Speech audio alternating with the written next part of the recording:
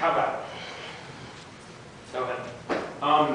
How does the Nepali program of the new democratic state under Bajwa and Bajwa, you said they were different from the traditional Leninists and the traditional Maoists.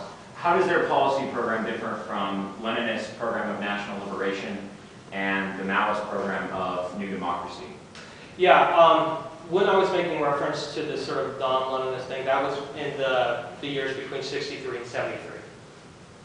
And basically, the Communist Party in Nepal, when the wind blows, they all scatter into the wind, at least historically. Now, the Maoists have been collected, and the UML have basically this sort of slightly center-left, sort of group. But then pretty much there's nobody between them now. But that doesn't mean that can't scatter at any moment. For instance, it's perfectly, at least historically, possible that in March 10th, there's going to be a split in the Maoists between the people that want to try to do things still the peaceful resistance strike way, and more of a sort of like, how should I say, direct democratic approach with weapons. So that may form another split, and that happens all the time. I mean, I mentioned it 2 or 3 times, how about, 7 parties will form into one, and this is the sort of thing. And those, I think, are the properly Stalinist moments. But when they were scattered after Mahendra essentially banned all political parties, and they just scattered, and they started egalitarian movements and small little things, and they just didn't have the organization then. And it was all quashed, with the Japanti communist. Basically, they had an Naxalite terrorist campaign, and it was all that stuff. Go ahead. I thought you also said that in the recent years they were not Leninist because with the autonomous regions. Did I say that?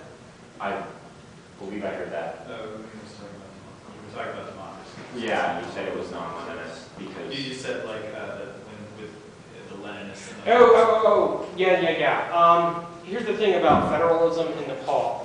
Federalism on Nepal is basically done on sort of identity groups' rights. Like, for instance, the 2 regions that originally started off as autonomous regions were in the Talrai zone. And the reason why is they consider themselves very ethnically different from Nepal, because Nepal, in some ways, has a loose sort of, all right, we're Nepalis, right? The Talrai identify more with the Indians. Also, people like the Madhesis People's Liberation Front is another group that's like this. They advocate for federalism, but essentially what they want to do is maintain sort of Hindu elements that are unegalitarian. So when they liberate these zones, they are properly communist, and they are for the communist people, they are for the sort of, how do they put it, it's civilian supremacy. Right now, the state does not have civilian supremacy, and that's what the Maoists are for. So they're going to liberate those zones, and like I said, I think the idea is, of course, to liberate those zones until all the zones are liberated, and then conglomerate them together. So I don't think it's not Stalinist. I just think that some of the motivation behind federalism, at least originally, not by the Maoists, is the sort of identity politics. So we should be, Hindu and speak Hindi if we want to, as opposed from Nepali and things like this. Yeah. So when Lenin basically says that sometimes you have to liberate nations in order for them to return to an internationalist non-nation, would you see this as happening in Nepal just with the replacement of nation with ethnic region? Yeah, I don't think that the Maoists are selling them a bill of goods. I think that the people under the Panchayat systems and things like this, right, have really been oppressed. I mean, think about it. The People's Liberation Army consists of 60% men, 40% women. People who are considered untouchables, like the Dalits and things like this, actually employ, they have constituent assembly seats, something that was completely forbidden either by law or by de facto law, and things like this. So, I think when those particular areas are federalized, I think it's done like in the sort of basically like divide and conquer approach. That's what I mean. Go ahead. Well, the reason why I bring this up, I mean, because, well, let me ask you this. how do you see the Nepali Maoists in regard to the Revolutionary Internationalist movement? You mean the RIM? Yeah. Well, I know that Baltarai is kind of the guy who's in charge of that. He's number 2 in the Maoist solutions, and I think they have pretty good relations to that. Well, the reason why I ask is because several key RIM members, most notably the Communist Party of India and the Revolutionary Communist Party, have been incredibly critical of the Maoists for what they see as leading Marxist-Leninist Maoism, right? And so when you, I, however, and the Maoist supporters of Nepal do not see the Nepali Maoists as leading Marxist-Leninist Maoism.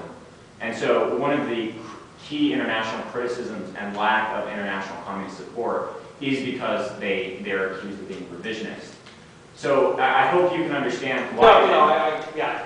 Then the argument that, in fact, the Nepali Maoists fall within the tradition of Leninist national liberation and Maoist new democracy is not an argument that is without. Right. I mean, basically, I guess their argument would be the Panchanda path is a veering path. It's an off-ramp for the proper Leninist Maoists, you know.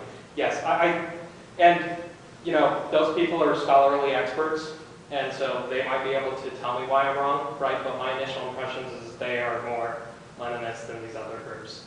I mean, it would seem to me that these key constituents, people from India and things like this, I mean, the Maoists don't really need help as far as I'm concerned in terms of, you know, having control.